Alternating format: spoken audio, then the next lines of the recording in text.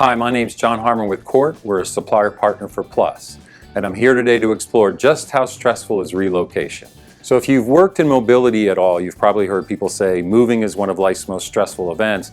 And at one point I became curious about who were these people that were ranking life's stressful events and how did they come to that conclusion?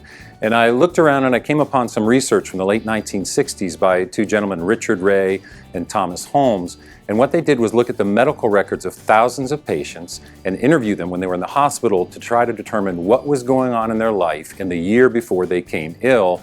And then they used those findings to rank stressful events in life. And then so what Holmes and Ray did was they created a scale. It's called the social readjustment scale, where they listed all these different life events and gave them point totals for how likely they were to impact your health. So at the very top of the scale is death of the spouse, and you go down and there are things like changes in your home situation or kids moving out of the house to go to college. Even positive things like a wedding, which can be a source of stress as you plan it, were on the scale.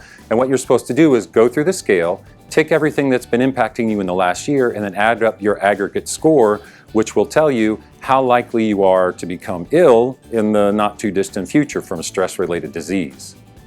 So what's interesting is moving actually doesn't appear on the Holmes-Ray social readjustment scale. But if you go through the list and you add up all the different elements that are in play when you're moving, you actually get a really high score that puts you in the good likelihood of getting sick in the not too distant future scale. So it turns out that moving really is one of life's most stressful events. And so as relocation professionals, it's on us to keep that in mind. And while we might handle dozens or even hundreds of moves in a year, for that individual assignee and their family, it's a significant challenge. I mean, what we're asking when we ask somebody to pack up and move halfway across the country or halfway across the world for work is really a lot. It puts that family in a very challenging situation. But the flip side of that is, as relocation professionals, we have a real opportunity to have a positive impact on people in one of the most challenging circumstances of their lives.